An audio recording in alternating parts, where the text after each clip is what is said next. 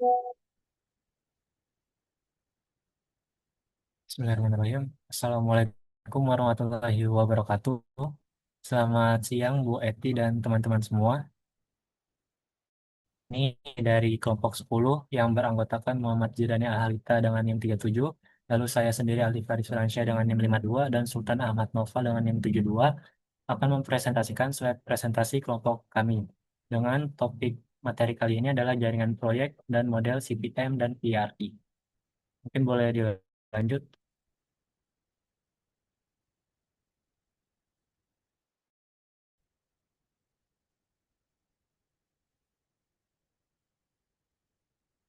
Pertama, bisa kita bayangkan jika kita menjadi seorang yang bertanggung jawab atas proyek yang skalanya itu besar, yang melibatkan ratusan hingga ribuan aktivitas yang saling bergantung satu sama lainnya, dengan sumber daya yang terbatas dan tenggat waktu yang ketat. Nah, kita akan menemukan berbagai macam permasalahan yang akan terjadi, di mana dari mana kita memulainya, aktivitas mana yang harus didahulukan, mana yang boleh terlambat, dan mana yang tidak boleh.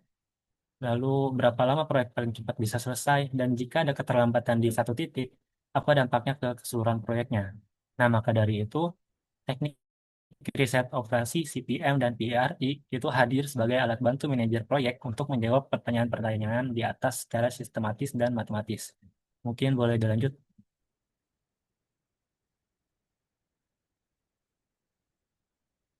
Teknik CPM dan PRT sendiri telah digunakan untuk berbagai jenis proyek, di antaranya itu adalah pembangunan gedung atau pabrik baru, penelitian dan pengembangan produk, proyek eksplorasi luar angkasa NASA, produksi film, pembangunan kapal, proyek senjata militer, relokasi fasilitas besar, perawatan reaktor nuklir, instalasi sistem informasi, hingga ke kampanye periklanan.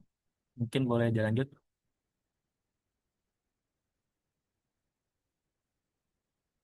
Nah, yang pertama, apa itu CPM? Nah, teknik CPM yang merupakan singkatan dari Critical Path Method, ini adalah metode untuk merencanakan dan mengendalikan proyek dengan cara menemukan jalur terpanjang atau jalur kritis dari awal hingga akhir proyek. Nah, teknik ini dikembangkan pada tahun 1957 oleh DuPont dan Remington Rand dengan tujuan awalnya itu untuk maintenance manajemen proyek di industri kimia. Teknik ini menggunakan satu estimasi waktu yang bersifat pasti atau deterministik untuk setiap aktivitasnya, dan teknik ini cocok untuk proyek yang sudah pernah dikerjakan sebelumnya sehingga durasi tiap aktivitas sudah diketahui dengan baik. Mungkin boleh dilanjut. Nah, prinsip utama teknis CPM itu sendiri, aktivitas pada jalur kritis tidak boleh terlambat sama sekali, karena keterlambatan di sana langsung memperpanjang durasi keseluruhan proyek. Boleh di next. Lalu selanjutnya untuk teknik PRT atau Program Evaluation and Review Technique, di mana metode ini adalah perencanaan proyek yang mengakomodasi ketidakpastian dalam estimasi durasi aktivitas menggunakan pendekatan probabilistik. Teknik ini dikembangkan pada tahun 1958 oleh US Navy bernama Booz Allen Hamilton dengan tujuan awalnya itu untuk mendukung perang rudal Polaris atau proyek yang belum pernah ada sebelumnya. Teknik ini menggunakan tiga estimasi waktu per aktivitas, yaitu optimis, paling mungkin, dan pesimis. Teknik ini sangat berguna untuk proyek R&D atau proyek baru yang penuh akan ketidakpastian. Mungkin boleh dilanjut. Prinsip utama untuk teknik PRT sendiri, karena durasi aktivitasnya itu tidak pasti, PRT menghitung probabilitas proyek selesai pada waktu tertentu menggunakan distribusi statistik. Boleh di next. Nah, berikut untuk perbandingan langsung antara teknik CPM dan PRT. Dalam praktik modern, kedua teknik ini sering digabungkan. Software manajemen proyek saat ini umumnya mengintegrasikan fitur dari keduanya. Boleh di next saja.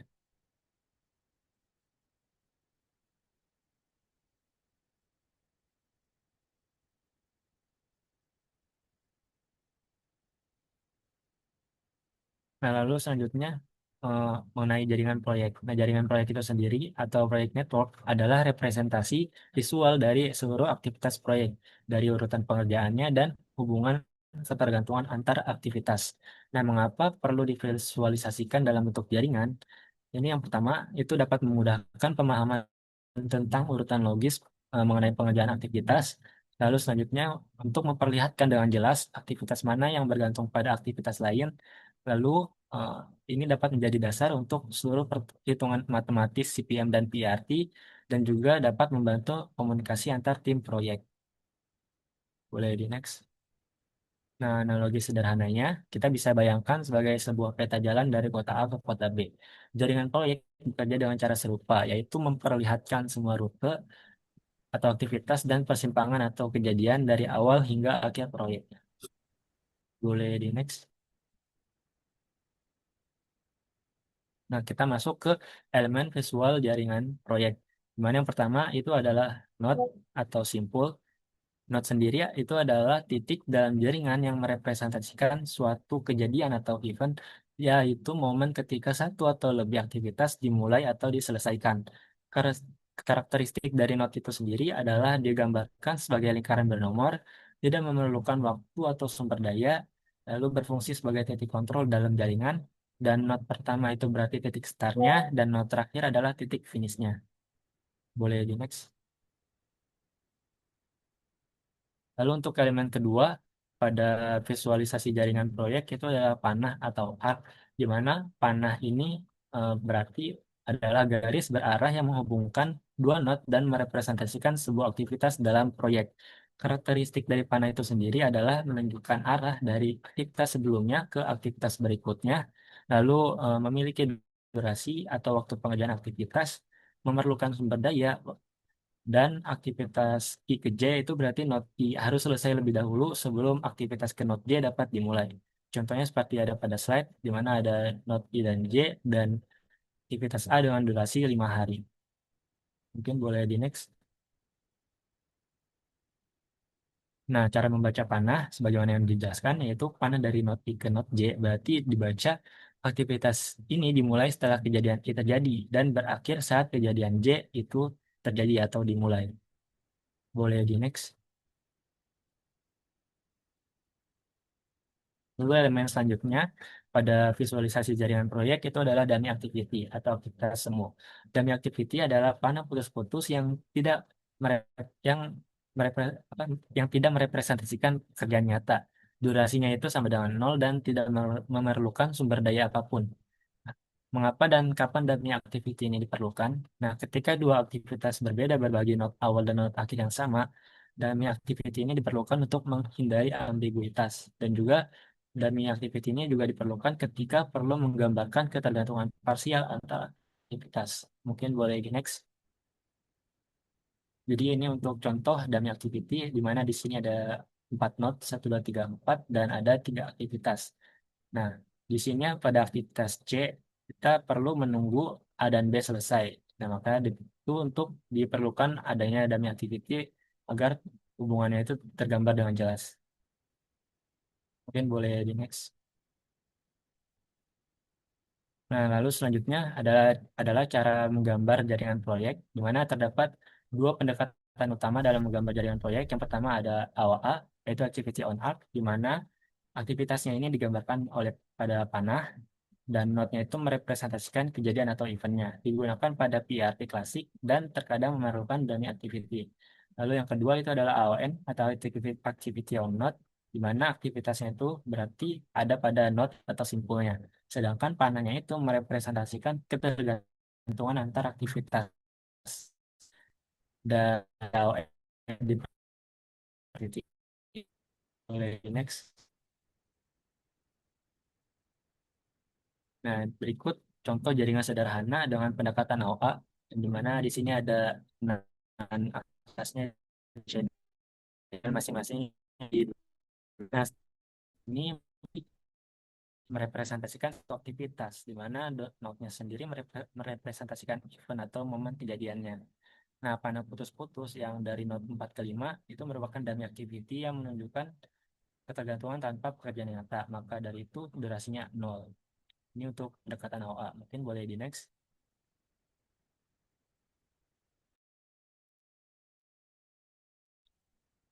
Nah, lalu untuk selanjutnya ini dengan jaringan yang sama digambarkan dengan pendekatan AON. Jadi untuk AON ini berarti aktivitasnya itu ada pada node-nya atau simpulnya.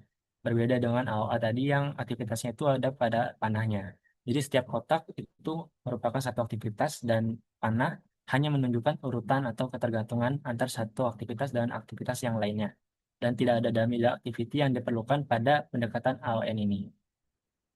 Mungkin boleh di next.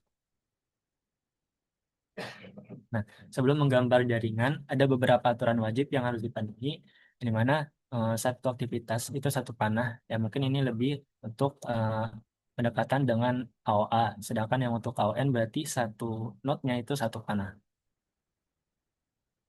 Lalu untuk satu pasang node itu berarti satu panah langsung, di mana antara dua node manapun hanya boleh ada satu panah langsung. Jika ada dua aktivitas memiliki node awal dan node akhir yang sama, maka diperlukan dummy activity. Lalu untuk selanjutnya, gunakan dummy activity untuk ketergantungan parsial. Nah, jika contohnya itu jika aktivitas C bergantung pada A dan B, tapi D hanya bergantung pada B, maka diperlukan dummy activity agar hubungan ini tergambar dengan benar. Mungkin boleh di next.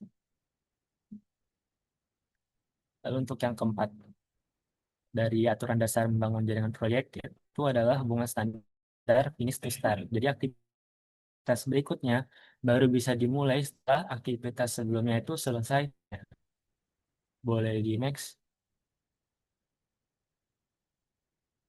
Nah, sebelum menggambar jaringan, kita juga perlu memahami tabel precedence yang mencantumkan setiap aktivitas beserta aktivitas pendahulunya atau immediate predecessor, di mana contohnya adalah sebagai berikut. Ada aktivitas A, B, C, D, E, F dengan masing-masing aktivitas memiliki aktivitas pendahulunya, di mana untuk aktivitas A dan B itu tidak memiliki aktivitas pendahulu, maka keduanya itu melakukan aktivitas pertama dan bisa langsung dimulai.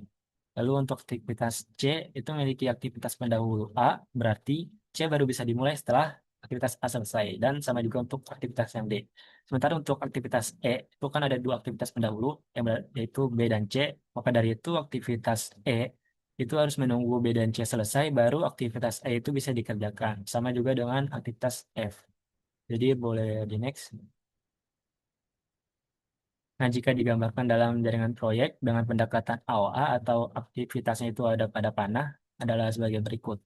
Jadi mana sebagai seperti yang ada di tabel sebelumnya, di mana A dan B itu kan aktivitas pertama yang bisa dikerjakan langsung ya. Jadi dari node 1 itu bisa langsung dihubungkan dengan aktivitas A dan B.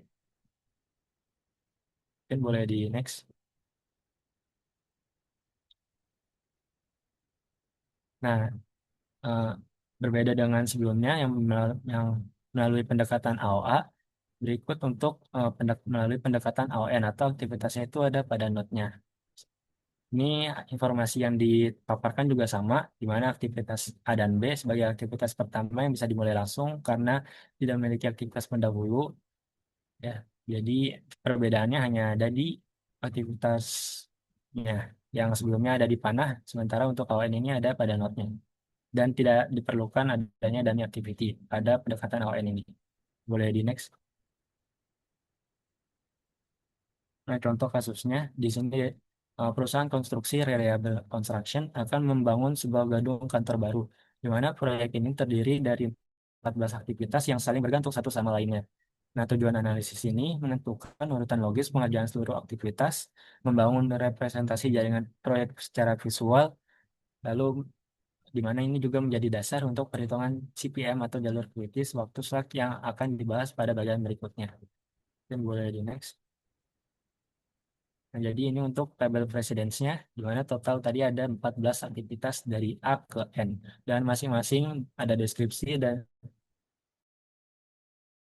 di mana aktivitas A, B, C pendahulu, jadi kita bisa mulai langsung. Nah, ini untuk contoh, ya boleh di next aja tadi. Ya, jadi ini untuk visualisasi jaringannya, di mana ya sesuai yang pada tabel, di mana ABC ya tidak ada aktivitas pendahulunya, jadi bisa langsung dimulai. Nah, lalu selanjutnya jadi hingga diteruskan hingga ke aktivitas terakhir tadi yaitu aktivitas N. Ya, kalau nggak salah tadi itu KLM.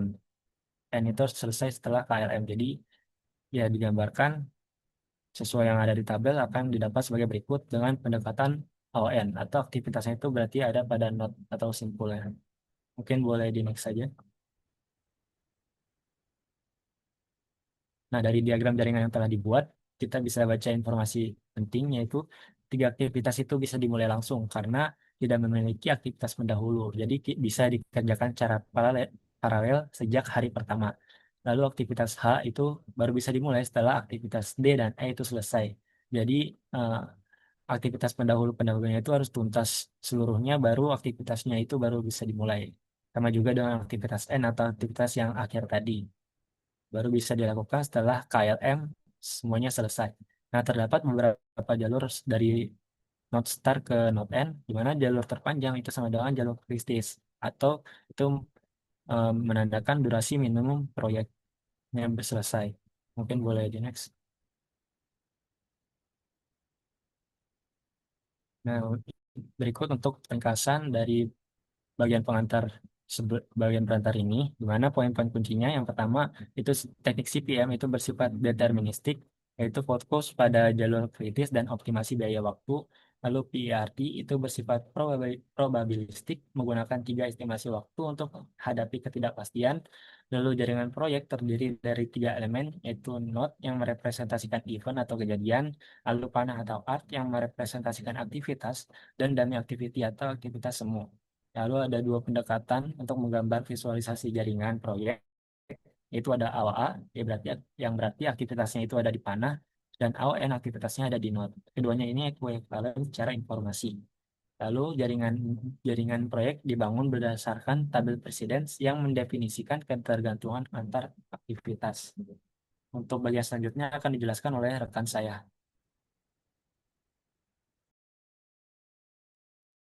Oke, tes. Oke, jadi untuk selanjutnya ini kita bakal masuk ke CPM gitu ya, atau perhitungan jalur kritis.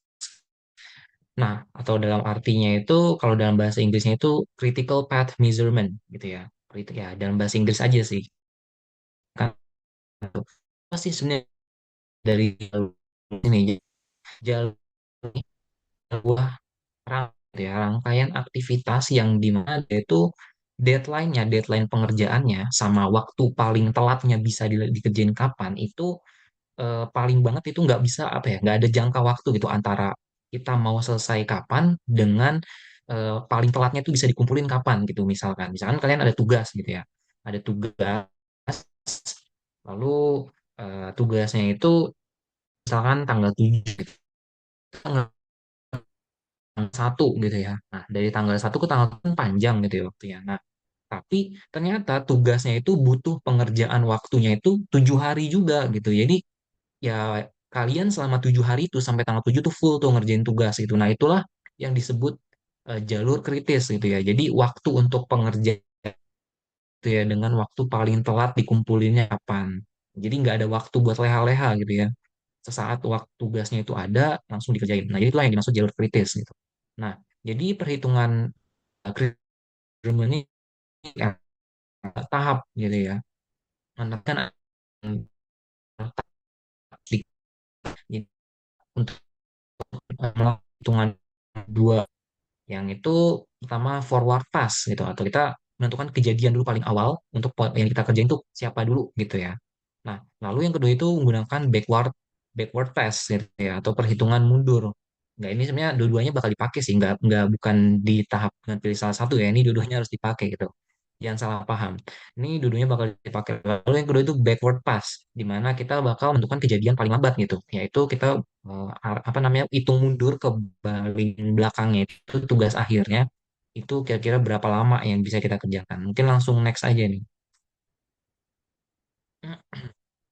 Nah, jadi yang pertama forward pass dulu gitu ya, atau perhitungan maju gitu ya. Tujuannya itu dimana kita menghitung waktu mulai gitu ya, paling awal. Waktu paling awal tuh berarti kayak kalau misalnya tadi konteksnya dikasih tugasnya jam 1 tanggal 1, lalu deadline-nya di tugasnya itu jam 7 tanggal 7 maksudnya. Ya berarti waktu paling awalnya itu ya tadi tanggal 1 gitu ya. Atau kalau kita dalam konteks waktu itu berarti nol gitu ya kalau dimulai dari titik awal. Yang mana rumus forward pass itu adalah sebagai berikut gitu ya. Di sini kita mengikuti notasi dari buku ya. Sebenarnya ada niatan untuk mengganti notasinya, cuman takutnya merubah dari pekerjaan yang seperti di buku, jadi kita tetap menggunakan notasi di buku. Di mana waktu paling awal itu dinotasikan sebagai kotak ini, Dan rumus kotak di node J itu adalah maksimum dari nilai paling awal atau kotak di sini sebutnya kotak aja di pendahulunya itu yaitu di node sebelumnya berarti ditambah dengan durasinya gitu durasi waktunya di node itu antara node di sebelumnya sampai ke tugas kita node di awal kita node ke J kita lalu dihitung dengan berbagai banyak gitu ya node yang terhubung dengan ini kita cari yang paling maksimumnya jadi kurang lebih seperti itu. Nah, karena kalau untuk yang paling awal, misalkan pengerjaannya itu paling awal tuh di kotak satu gitu ya, maka kita mulai dari nol gitu. Next, backward pass. Nah, untuk backward pass sendiri, jadi sama gitu ya, mirip juga dengan cara yang tadi. Bedanya ini dia kan menghitung Pak. Kalau tadi kita menghitung paling mulainya itu paling cepat kapan gitu, yang paling bisa kita mulai. Kalau ini kebalikan, ini kita menghitung paling lambat kita kumpulin tuh kapan gitu ya, paling telatnya gitu. Worst case-nya gitu lah ya, yang mepet deadline-nya kapan gitu kita ngumpulinnya. Jadi rumusnya itu gimana? Kalau tadi kan di forward pass itu di belakangnya gitu ya, note sebelumnya gitu. Kalau ini penerusnya gitu ya, berarti setelahnya gitu ya, jadi hitungnya. Nah ini di sini kita pakai notasi segitiga di sini. Dalam bukunya menggunakan notasi segitiga I gitu. Dan kita menghitung paling lambat gitu. Kita rumusnya gimana? Rumusnya adalah nilai minimum dari kotak kotak lagi segitiga P yang mana berarti artinya waktu paling lambat di not setelahnya penerusnya gitu dikurang durasinya itu antara untuk pengerjaan itu dikurang itu berapa durasinya gitu. Dan ini berlaku untuk nilai minimum dari berbagai cabang not yang terhubung gitu. Nah, nanti di langkah awalnya itu berarti kita mulainya dari paling akhir dari akhir proyeknya gitu ya dari not paling akhir tujuan akhirnya gitu nah kita harus melakukan set di mana kotak n-nya itu sama dengan segitiga n-nya yang mana artinya waktu paling lambatnya itu harus sama dengan waktu paling kapan cepat mulainya nah next. Nah, ada tiga syarat gitu untuk melakukan untuk disebutnya itu sebagai jalur kritikal gitu ya. Dimana jalur yang kritis gitu, yang nggak boleh telat sama sekali dan nggak boleh mulainya tuh nggak boleh ngaret sama sekali gitu. Yang pertama itu adalah syaratnya ini ketika dimenuhi ketiga syarat ini maka disebut jalur kritis yaitu ketika waktu paling awalnya gitu ya dan paling lambatnya itu di note yang samanya itu sama gitu. Lalu yang kedua itu ketika waktu paling awal dan lambat di note paling akhirnya di tujuan setelahnya itu note setelah note-nya itu penerusnya gitu ya itu sama juga. Nah, lalu syarat yang ketiga adalah ketika selisih waktunya gitu ya selisih waktu antara tadi yang saya sebut itu yang paling awal gitu ya. Selisih antara waktu deadline dan banyak waktu yang dibutuhkan untuk mengerjakan itu sama gitu. Alias nggak ada deadline, nggak ada waktu buat ngaret gitu ya. Nggak ada nggak ada waktu buat leha-leha gitu. Nah, kalau ketiga syarat dipenuhi, maka jalur gitu. Yang mana ini nggak boleh sampai kemana-mana gitu ya jalurnya. Mungkin next. Nah, kalau untuk kasus ini, alangkah lebih baiknya kita menggunakan graf dari AOA gitu ya. Untuk graf dari AOA itu sendiri, kita tidak akan bahas bagaimana cara penggunaannya, karena memang untuk mayoritas kita ini bakal menggunakan menggunakan graf dari AOA itu sendiri. Di mana di sini bisa dilihat tadi ada segitiga dan ada kotak juga ya teman-teman. Di mana berarti artinya kalau untuk segitiga itu adalah waktu kejadian paling awalnya. Nah, tadi kan kalau kita ingat di awal itu kan satu ya. Berarti kita mulainya dari titik satu dan tujuan akhirnya itu adalah 6. Berarti kita lakukan forward pass dulu dari titik satu, not satu sampai ke titik 6. Lalu dari titik 6 ini kita akan lakukan nanti backward pass. Nah, nanti akan didapatkan, ini cuma ilustrasi aja, gimana nanti bisa dapatnya, nanti bakal ada contoh soalnya. Ini ilustrasi aja gimana nanti kita bakal pakai graf dari AOA. Nah, nanti garis merahnya ini bakal menunjukkan jalur kritis, di mana artinya pengerjaan dari satu ke dua, aktivitas dari satu ke dua ini, yang aktivitas A, aktivitas C, dan aktivitas F itu gak boleh batal sama sekali atau nggak boleh ngaret gitu ya. Dia harus benar-benar terjamin pengerjaannya gitu. Selesainya tepat waktu dan nggak boleh dimulai belakangan. Nah, next. Nah, kalau kita melihat dari graf yang tadi gitu ya, maka nanti bakal kita dapatkan eh, buat bentuk kita susun gitu ya dalam bentuk tabel, di mana ini agak agak susah ya kalau misalkan kita bolak-balik ke graf sebelumnya. Jadi mungkin kita nanti teman-teman pas udah dibuka di drive-nya gitu ya, mungkin bisa dibuka juga di drive-nya sendiri. Nanti bisa akses gitu ya, bisa sambil ngelihat grafnya. Jadi kita bisa sambil bandingin gitu ya. Tapi untuk sekarang kita fokus ke tabelnya dulu gitu ya. Nanti di aktivitas 1 sampai 2 tadi durasinya itu adalah 5 gitu ya. Dan early start-nya, ES itu tadi kan early start, artinya di sini early start itu artinya paling cepat kita bisa mulai kapan gitu. Lalu ada latest start. Latest start itu apa? Paling ngaret kita bisa mulainya tuh kapan gitu. Kita paling ngaret, makanya kita bisa tunda-tunda. Misalkan, aduh males ah ngerjainnya, kita tunggu 2 hari dulu lah gitu misalkan. Nah itu adalah latest start gitu. Kita bisa ngaretnya tuh ngerjainnya kapan. Kalau bahasa bahasa Gen Z-nya gitu ya. Lalu ada EF atau earliest finish. Kalau misalkan tipe anak yang rajin banget itu, ini EF tuh berarti ngerjainnya itu paling cepet gitu ya. Maksudnya paling ya ngerjainnya paling pengen gak mau mepet deadline gitu istilahnya. Lalu ada LF yaitu latest finish, yang mana artinya ini dia mepet deadline banget nih orangnya nih ngerjainnya nih literally H -1 detik gitu dari deadline gitu, dari deadline tugasnya. Nah, di sini bisa kita lihat, di sini kritisnya itu adalah ketika di aktivitas 1 sampai 2, aktivitas 2 sampai 4, aktivitas 4 sampai 5, dan aktivitas 5 sampai 6. Kenapa? Karena tadi ada 3 syarat yang tadi gitu ya, di mana ES-nya gitu, dia akan sama juga dengan LS-nya ini ya. Ini akan sama dan selisihnya juga sama, alias earliest finish. Kalau kita lihat nih earliest finish, dia sama dengan latest finish-nya.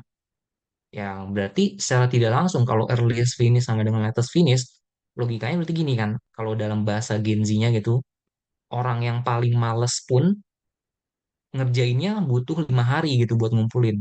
Bukan kebalik ya, maksudnya orang yang paling rajin pun earliest finish tuh ngerjainnya 5 hari gitu.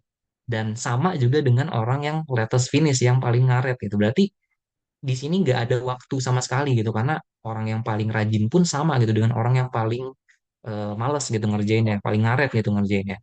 Paling sama berarti nggak ada waktu buat leha-leha berarti itu. Nah, dari sinilah yang disebut kritis gitu ya. Ini berlaku juga buat aktivitas 2 sampai 4, aktivitas 4 sampai 5, dan aktivitas 5 sampai 6. Nah, mungkin kita next ke slide berikutnya.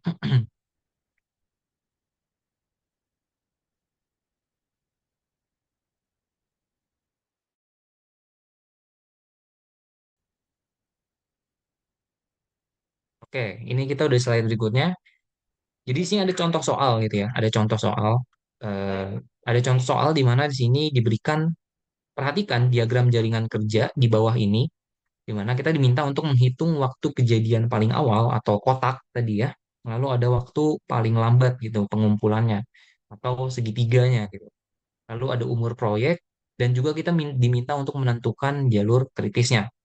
Nah, untuk mempermudah ini tadinya dibentuk dalam bentuk tabel gitu seperti tabel precedence yang tadi Aldi jelaskan, tetapi agar mempercepat kita bisa langsung langsung kasih kami langsung menjelaskan dalam bentuk grafnya ini aja.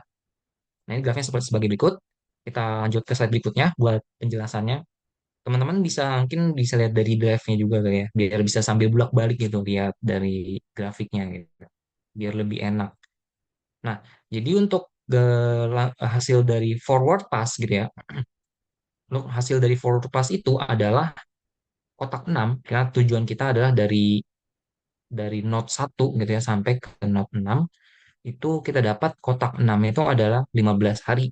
Nah, setelah hasil dari forward pass 15 hari, maka baru kita dapatkan eh, hasil untuk memulai backward pass gitu ya. yaitu kita sama denganin gitu kan, kotak kotak 6-nya itu akan sama dengan segitiganya gitu, segitiga 6-nya. Nah, dari sini tujuan akhirnya baru kita lakukan backward pass gitu ke belakangnya. Nah, dari sini hasil nanti kita bisa lihat bahwa dari node 1 sampai 2 dua aktivitas A gitu ya, dan aktivitas C, aktivitas E, dan aktivitas G itu adalah yang kritis gitu. Kenapa kritis? Karena bisa dilihat gitu ya dari kotak-kotaknya ini, kotak-kotak dan segitiganya ini gitu ya. Kotak-kotak dan segitiga ini dia sama gitu ya. Which is berarti dalam artian waktu pengerjaan dan waktu paling lambat itu mempunyai deadline yang sama gitu ya. Bobot pengerjaannya sama gitu. Berarti dia nggak ada waktu buat leha-leha sama sekali gitu. Dan ini kritis karena jika seandainya ini mepet melewati waktu atau misalnya ada yang nyantai, yang lewat-lewat leha-leha gitu, maka tugasnya jadi mempengaruhi gitu ya ke dalam proyek besar kita gitu, semua proyek kita. Nah, lanjut mungkin ke slide berikutnya. Kenapa kita bisa dapat graf ini gitu? Nah, inilah daya gunanya tabel aktivitas kritis gitu di sini. Tabel ini akan terdiri dari aktivitas D itu durasinya, lalu ada ES, EF, LS, LF, dan total flow gitu. Total float ini tadi yang menentukan dia kritis atau enggaknya gitu. Kalau dia selisih waktu deadline-nya sama berapa banyak waktu yang harus dikerjain itu nol, maka itu adalah tugas yang kritis. Nah, di sini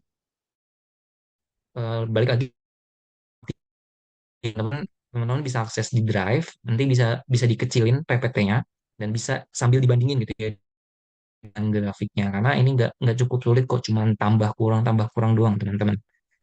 Nah, jadi nanti kita ambil contoh di sini di kasus eh, slide lagi kan di kasus aktivitas A itu nanti akan didapatkan ES gitu. Earliest startnya nol ya jelas. Kenapa? Karena dia mulai yang paling awal gitu di A di bobot 1 sampai 2, lalu di earliest finish itu pasti let startnya itu memang awalnya 3. Nah, berbeda dengan di misi 4 itu dia dimulai dari 3 letters, dari 8 maksudnya letters finishnya itu memang terus satu deh biar bisa dulu slide-nya. Hmm,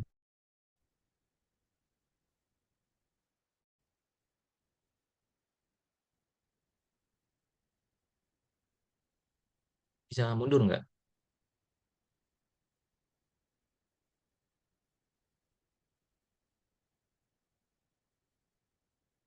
Nah, nah ya, jadi kalau kita lihat lagi gini ya ke dalam grafnya ini gitu ya. Tadi kan kita tadi di 2 sampai 4 ya kita fokusnya. Di 2 sampai 4 itu latest finishnya itu adalah 8 gitu ya.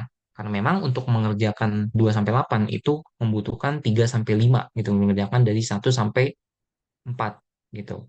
Dan untuk mengerjakan ini pun dilakukan backward pass-nya juga hasilnya adalah 8. Dan dari 8 ini nanti akan didapatkan bahwa memang selisihnya bobot pengerjaannya dan deadline-nya itu adalah 0. Dan tentunya karena memang deadline pengerjaan dan ininya itu 0, maka dia adalah salah satu yang kritis gitu. Nah, mungkin lanjut ke setelahnya ini, Sul.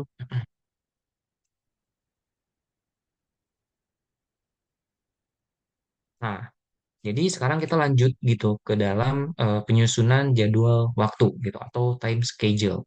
Nah, di time schedule ini kita melakukan tadi setelah kita lakukan gitu ya, setelah kita lakukan forward dan backward pass, maka jadi kita bakal nyusun jadwal gitu. Nyusun jadwal tadi kan kita udah membagikan mana yang kritis-kritis dan mana yang non kritis yang bisa dikasih nyantai-nyantai dikit gitu ya.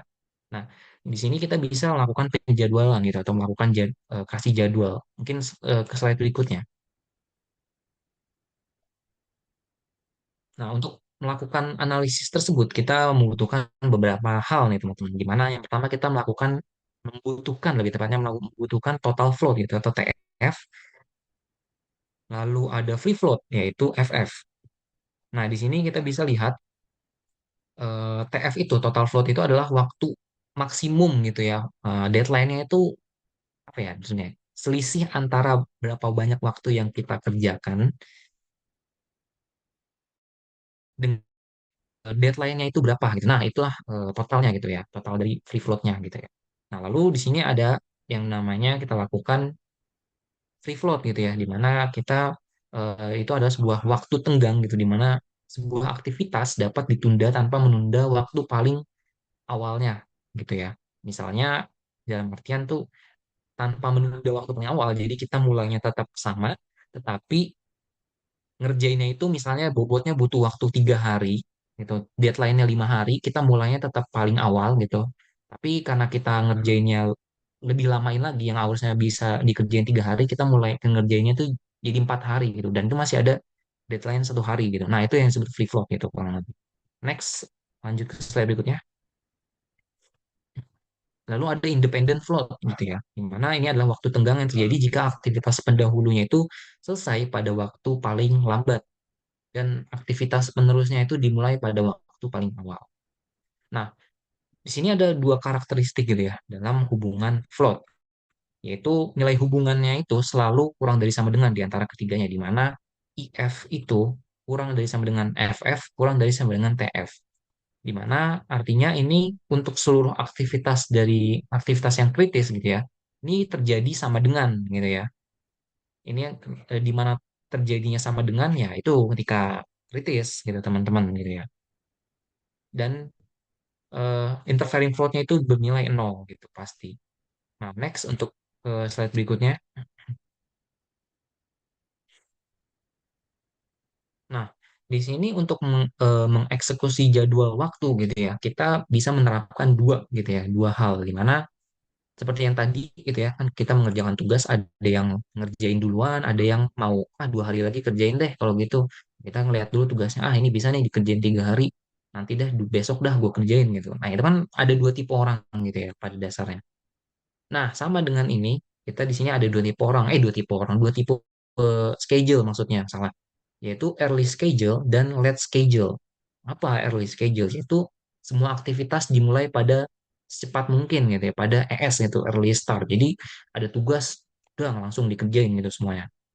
Nah, di sini salah satu keuntungannya adalah jelas mengurangi risiko penundaan di akhir proyek gitu. Karena kalau kita langsung kerjain saat itu, pasti ada gap waktu antara deadline dengan yang kita kerjakan gitu kan. Lalu yang kedua itu adalah minusnya itu adalah membutuhkan alokasi sumber daya yang lebih awal gitu. Karena kita lebih harus langsung mengerjakan. Nah, lalu yang kedua itu adalah late schedule, yaitu di mana semua aktivitasnya itu ditunda hingga batas akhir LS gitu ya, atau late start tadi, late start. Nah, di sini ini ibaratnya kayak tipe orang yang paling kerjainnya itu 2 hari lagi lah gitu, 3 hari lagi lah. Misalnya ada tugasnya deadline matematika asuransi Minggu gitu kan. Orangnya dikasihnya kan tugasnya Senin. Kita ngerjainnya Jumat gitu. Dalam waktu sehari kelar, deadline-nya Minggu. Nah, itu adalah tipe yang late schedule. Nah, jelas salah satu keuntungannya adalah menunda pengeluaran biaya kas di awal. Lalu yang kedua itu adalah risikonya tinggi gitu ya kan, high risk gitu jelas karena kita nggak tahu tuh dalam waktu sehari itu lu ngerjain emang ada jaminan lu kelar gitu loh. Emang nggak ada jaminan lu nggak bakal kenapa-napa gitu kan buat mengerjakannya. Nah, itu adalah dua tipenya. Nah, mungkin langsung next. Nah, untuk melakukan representasinya ini udah dijelaskan gitu ya dengan eh, dari kelompok sebelumnya gitu ya. Kita menggunakan Gantt chart ya teman-teman.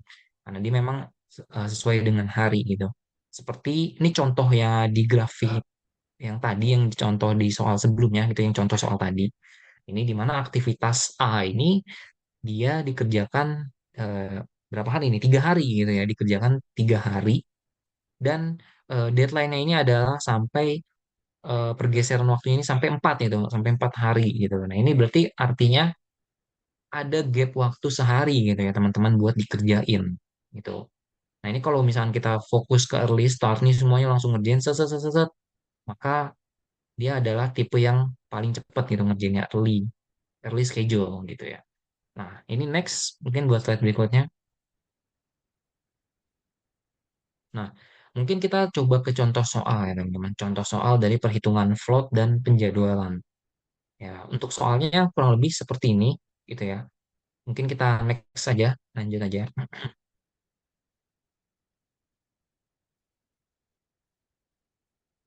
Nah, karena tadi sebenarnya udah dijelaskan gitu ya, kurang lebih deadline-nya kapan dan ya kapan. Jadi kurang lebih ini sebenarnya cukup tinggal masuk tambah kurang doang sih teman-teman. Nggak ada matematika astronot gitu ya, nggak ada matematika rocket science, no, nggak ada. Ini cuma tambah kurang doang dari tadi, karena emang kita cuma manajemen doang gitu ya, ini pada masuk pada dasarnya gitu. Jadi untuk total float berdasarkan soal tadi, itu kita dapatkan 15 dikurang 5 dikurang 4 yaitu 6 hari. Lalu free floatnya itu kita dapatkan 12 kurang 5 kurang 4 yaitu 3 hari.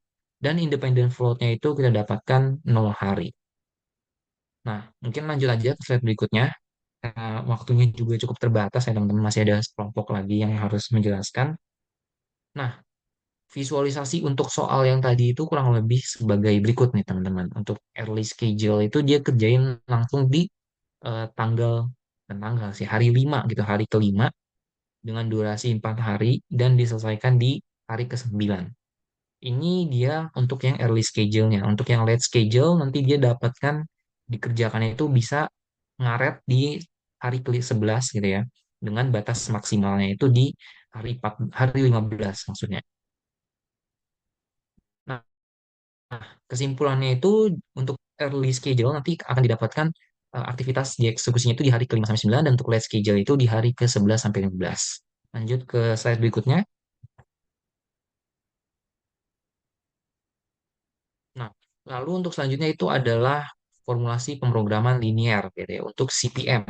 Nah, jadi untuk melakukan ini gitu ya, selain menggunakan algoritma kayak tadi, itu kita bisa menggunakan linear programming teman-teman gitu ya. Nah, mungkin langsung aja next ke slide berikutnya kali ya, biar lebih cepat. Nah, di sini itu kita ada beberapa rumus gitu ya, di mana fungsi tujuannya itu adalah untuk meminimalkan dari nilai not terakhir yang gitu, selisih waktu dari not terakhir dengan not pertama. Lalu yang kedua itu adalah kita perlu kendala gitu ya, fungsi kendala atau batasan gitu ya. Nah, untuk mungkin kita langsung aja ke slide berikutnya. Nah, seperti contoh soal ini tadi gitu ya. Kita punya graf sebagai berikut gitu ya. Nah, ini kita diminta kerjakan untuk menentukan eh, batas harinya itu gimana gitu ya. Batas paling minimal dari 1 sampai 6 itu dikerjainnya itu gimana. Nah, ini kita menggunakan linear programming. Dan untuk hasilnya bisa di slide berikutnya. Ini kita pakai software ya teman-teman lebih tepatnya. Nah, kalau berdasarkan graf yang tadi gitu ya, kita bisa dapatkan gitu ya. X2 itu berarti not 2, X1 itu berarti not 1. Nah, inilah alasan kenapa kita pakai AOA teman-teman daripada AON. Karena kalau AON bentuk merepresentasikannya dalam batasan constraint-constraint kayak gini. Sedangkan kalau awal kan jelas gitu ya untuk melakukan aktivitasnya itu dia ada di panah gitu ya. Jadi kita bisa melakukan batasan. Nah, ini adalah batasan adalah dari hal sebelumnya. Nah, mungkin next aja untuk solusinya menurut dari satu. Nah, untuk hasil dari software itu jelas tadi kan kita input-input dulu aktivitasnya gitu ya. Aktivitas sebagai berikut. Nah, nanti hasil dari software itu akan mendapatkan nilai waktu penyelesaian proyeknya waktu paling minimum itu adalah 15 hari, teman-teman. Next.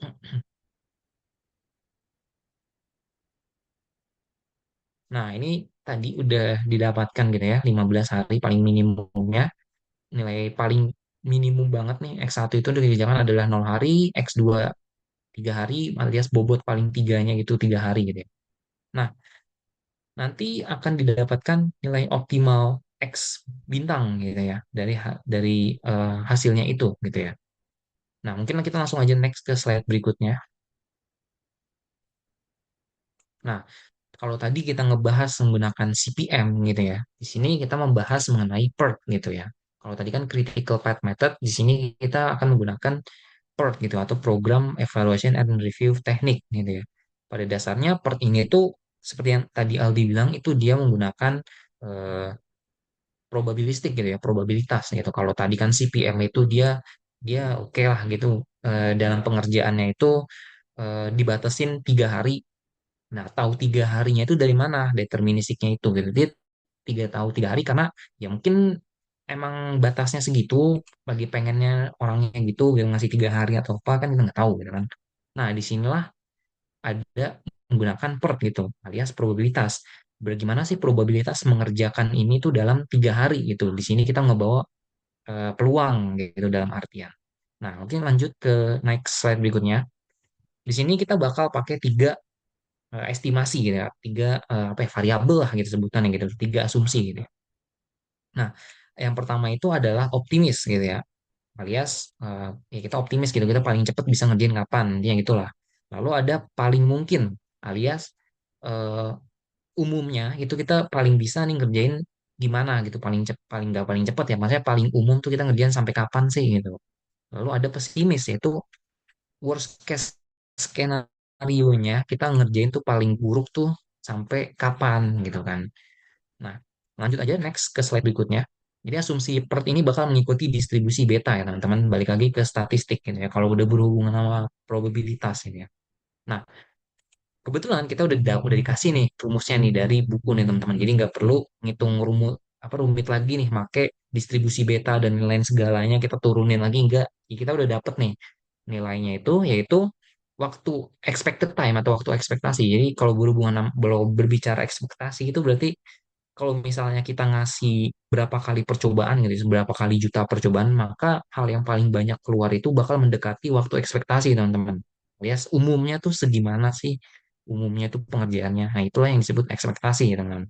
Di mana rumusnya itu adalah A plus 4M plus B dibagi 6. A sama M sama B itu adalah yang di slide di slide sebelumnya ya, teman-teman. Jadi dia optimisnya gimana, dininya gimana gitu ya. Lanjut ke slide berikutnya. Lalu ada variance, di mana untuk variansnya ini kita dapatkan nilainya itu adalah B min A per 6 dikuadratkan, dan standar deviasinya berarti tinggal diakarin doang, yaitu B min A per 6. Lanjut ke slide berikutnya. Nah, lalu untuk berikutnya kita melakukan perhitungan probabilitas penyelesaiannya itu gimana, penyelesaian proyeknya gitu ya. Berdasarkan menurut teorema limit pusat, total waktu penyelesaiannya itu diasumsikan mengikuti distribusi normal. Di mana balik lagi ke kasus distribusi normal, untuk Z-nya itu nilai Z skornya itu adalah sama dengan TD dikurang TE dibagi akar dari jumlah variansnya itu di titik kritis, yaitu yang tadi gitu ya, yang titik kritis tadi teman-teman. Lanjut ke slide berikutnya. Nah, untuk contoh soalnya adalah sebagai berikut nih, teman-teman. Misalkan tadi diberikan jaringan proyek dengan 4 aktivitas dan tabel estimasi kok aktivasi kan. Tabel estimasi waktunya adalah sebagai berikut, gitu ya. Nah, pertanyaannya adalah kita diminta untuk tentukan jalur kritisnya dan hitung peluang proyeknya itu selesai dalam 12 minggu. Lanjut ke slide berikutnya.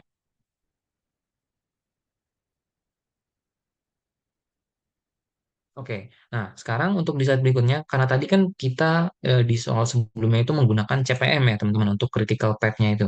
Nah sekarang untuk yang ini kita menggunakan PERT nih teman-teman. Jadi kita menggunakan probability gitu ya. Jadi kita hitung dulu PE-nya, ekspektasi waktunya, dan variansnya. Di mana untuk aktivitas A, alias dari jalur satu ke 2, kita di tabel itu dapat AMB-nya itu 2, 3, 4, maka tinggal kita hitung aja TE-nya itu adalah 3 dan variansnya itu adalah 0,11 gitu ya teman-teman. Dan berlaku juga untuk B dan C dan D-nya. Enaknya ini itu tinggal hitung-hitung aja gitu ya, karena beliau menggunakan eh, probability gitu ya.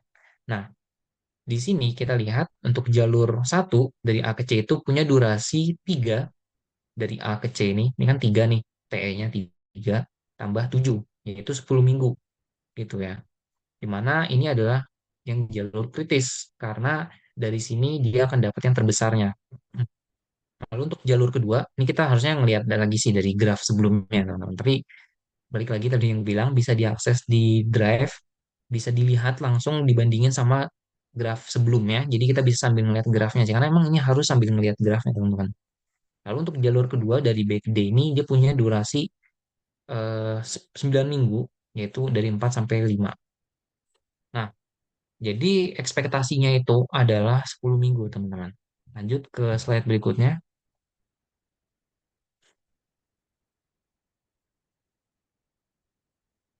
Nah, tadi di soal itu dia diminta target waktunya itu adalah 12 minggu gitu ya. Dan ekspektasi waktu penyelesaian proyeknya itu adalah 10 minggu. Maka tinggal kita hitung aja varians dari proyeknya itu. Tadi kita dapatkan dari A ke C gitu ya, jalur kritisnya. Ya udah tinggal kita tambahkan varians dari aktivitas A ditambah varian aktivitas C itu sama dengan 2,89 dan kita hitung nilai Z-nya yaitu 1,18. Coba lanjut next.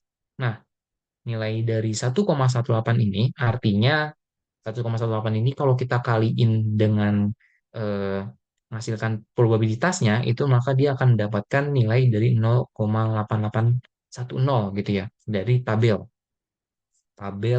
distribusi normal ya teman-teman.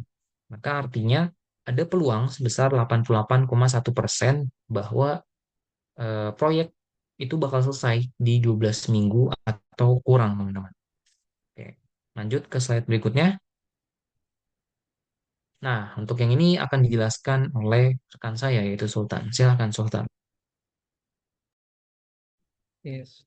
Karena kita sudah mempelajari konsep-konsep tentang CPM dengan PRT ya. Sekarang kita akan coba menggunakan konsep-konsep tadi untuk sebuah kasus gitu ya. Di sini kasus yang kami pilih itu adalah dari Reliable Construction Company.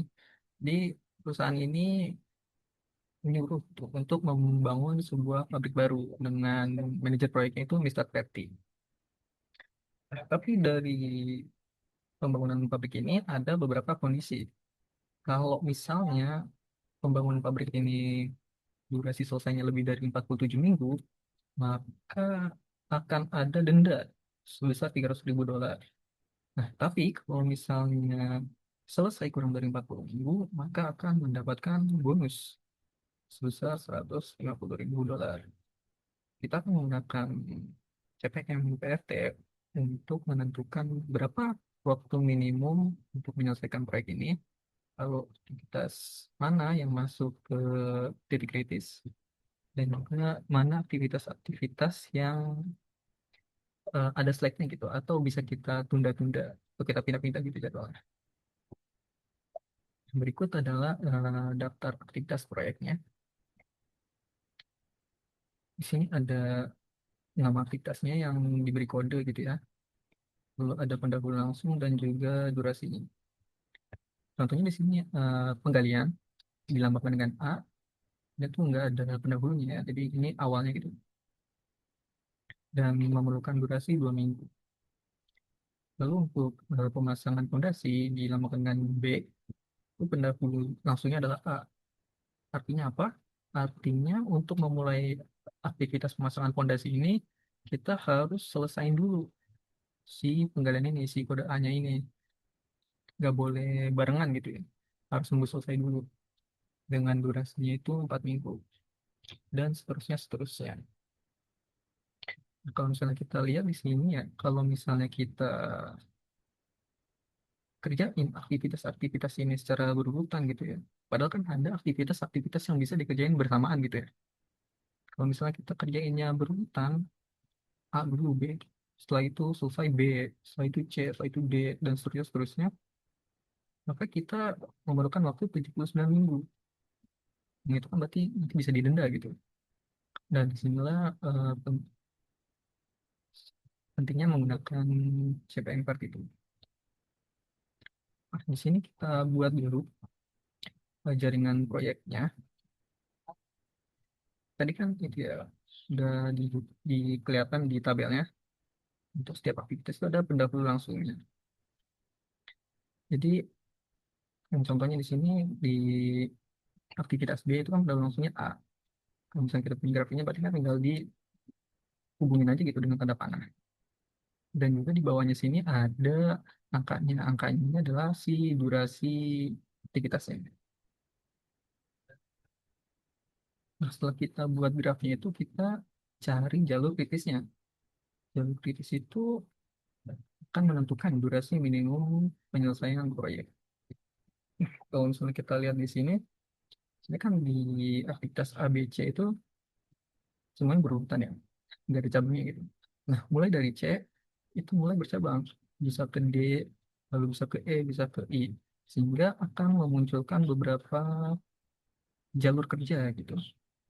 Nah, kalau misalnya kita gambarkan semua jalur kerjanya, akan terbentuk 6 jalur, yaitu jalur dari ABC, lalu kita pilih DGHM, atau dari C kita ke EHM, atau dari C kita ke EMJKM, dan seterusnya gitu. Akan terbentuk 6 jalur.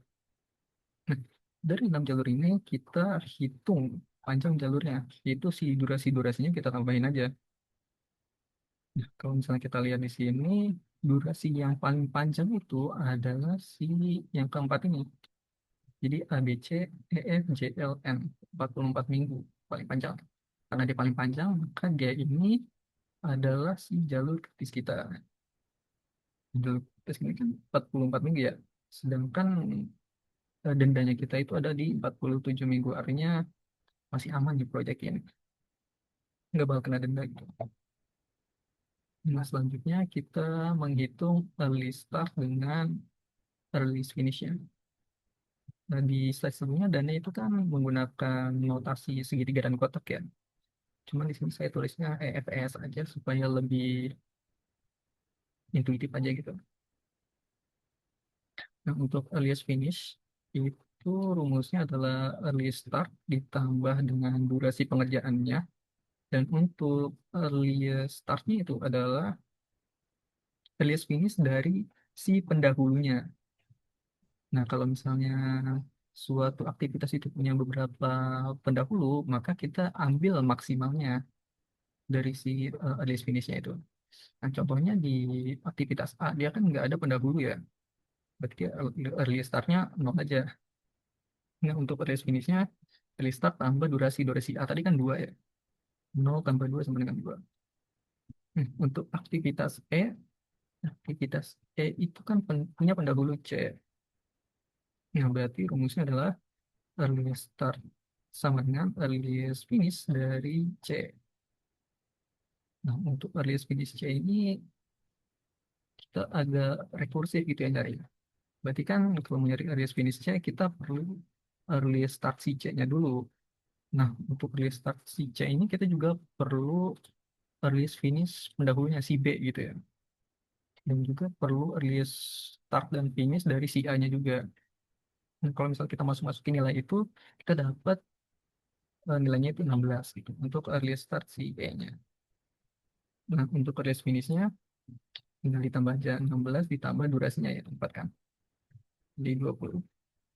Nah, untuk aktivitas H, karena aktivitas H ini punya dua pendahulu ya, lihat di sini pendahulunya ada G dan E, maka kita perlu earliest start dan earliest finish dari si E dan si G. Kan 20 dan 29 kan. Kita ambil maksimalnya. Itu 29 itu earliest finishnya si G gitu. Artinya si aktivitas H ini paling awal bisa kita mulai kalau si G-nya itu udah selesai. Nah, di sini sudah dituliskan gitu ya. Early start dan finish dari tiap aktivitas. Di sini tertulis untuk early finish dari selesainya proyek ini itu adalah 44 minggu sesuai dengan si eh, critical path tadi kan. Nah, selanjutnya kita menghitung latest start dengan latest finishnya. Sebenarnya caranya kan sama seperti tadi ya. Cuma kan tadi dimulainya dari awal ke akhir, dari start ke finish. Nah, sekarang kita balik nih dari finish ke start. Untuk mencari latest start itu, sudah latest finish dikurang dengan durasi, kebalikan dari yang tadi ya.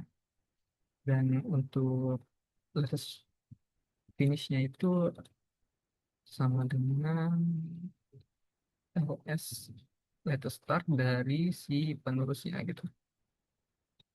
Dan di sini kalau misalnya suatu aktivitas itu punya banyak penerus, maka kita ambil minimumnya. Nah, contohnya di sini kita ambil dari node yang terakhir ya, yaitu finish. Tadi kan sudah didapat ya, dia itu 44 gitu. Untuk iterasi awal, latest finish dan startnya itu disamain, itu 44. Nah, kalau misalnya kita cari aktivitas N, dia kan penerusnya cuma satu ya, si finish. Jadi latest finish dari si N itu adalah si latest start dari penerusnya, yaitu si finish. Itu 44. Untuk latest start si N-nya itu sama dengan latest finish dikurang dengan durasinya. 44 kurang 6. Berarti 38. Nah, untuk aktivitas C, dia kan punya tiga penerus ya. Kalau misalnya kita ambil semua nih latest start dari semua penerusnya, kita ambil minimumnya untuk menemukan si latest finish-nya. Itu didapat 16. Si latest startnya si E.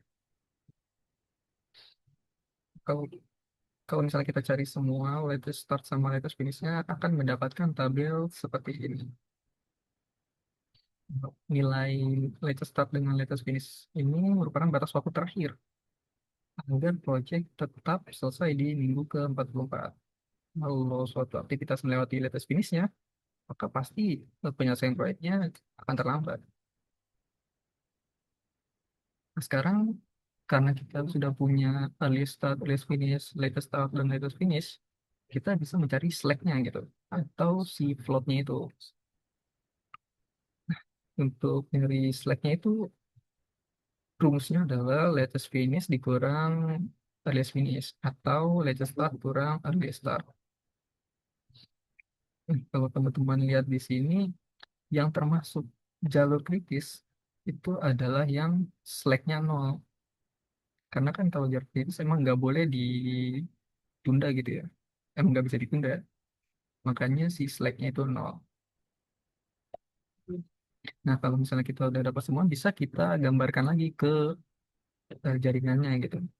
Di sini di atas node-nya ditambahin dengan start dengan finish-nya. Ini kan S 0,0. Berarti early start-nya 0 yang di kiri. Early-nya di kiri, latest-nya di kanan. Gitu seterusnya gitu. Untuk semua node. Nah, untuk yang tanda panah merah ini, dia adalah jalur kritis yang kita punya. Nah, hasil tadi juga bisa kita tuliskan ke dalam tabel gitu ya. Sebenarnya sama aja. Nah, tadi kan kita menggunakan metode CPM ya. Kita juga bisa menyelesaikan masalah ini menggunakan program linear. Pertama kita definisikan dulu variabel keputusannya. Misal XI adalah waktu mulai paling awal dari aktivitas I, early start. Di mana I-nya itu adalah si kode-kode kita tadi. Lalu fungsi tujuannya, kita kan tadi tujuannya meminimalkan total penyelesaian proyek tadi ya. Karena kan mengejar bonus dan juga menghindari denda tadi, makanya diminimalkan gitu ya. Itu meminimalkan si titik finishnya. Dan juga untuk fungsi kendalanya, karena kan dari aktivitasnya itu, misal kayak tadi, kan urutannya A, B, C gitu ya. Si B itu nggak bisa mulai sebelum si A selesai. Dan si C juga nggak bisa dimulai sebelum si B selesai. Nah, itu bisa kita lambangkan dengan bahasa matematika gitu ya. Jadi XJ lebih dari sama dengan XI plus DI. Jadi untuk waktu mulai suatu aktivitas itu pasti lebih dari sama dengan waktu mulai tambah durasi dari pendahulunya.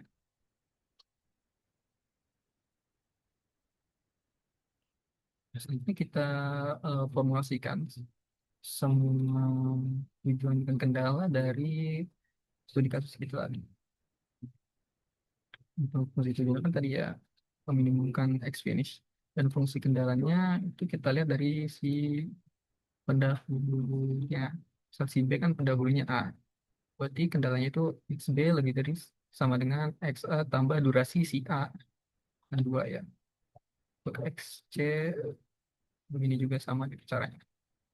Dan juga ada batasan non negatif, yaitu XI lebih dari 0 untuk sama I. Nah, kalau misalnya kita selesaikan dengan solver, bisa menggunakan Excel gitu ya, kita bisa dapat nilai optimalnya itu 24 minggu. Sama dengan metode CPM tadi. Nah, untuk XI yang kita dapat, itu akan menjadi early start-nya. Dan kalau misalnya kita lihat di sini ada kendala mengikat, kendala yang bernilai sama persis atau tanpa sisa, atau si slack-nya sama dengan 0, maka dia adalah jalur kritis. Contohnya si XN lebih dari sama dengan XL tambah 5 ya. XN itu kan nilai 38, dan XL 33, dan durasi XL itu 5. 33 tambah 5 kan 38 ya. Berarti ini jalur kritisnya gitu, si N ini. Oh, N. Nah, kalau NK ini bukan, karena ada sisanya gitu. 33 tambah 4 kan 7 ya. Kurang satu gitu. Berarti dia bukan jalur kritis. Nah, selanjutnya ada latihan soal yang bisa teman-teman coba kerjakan gitu. Ada 3 soal. Yang pertama ini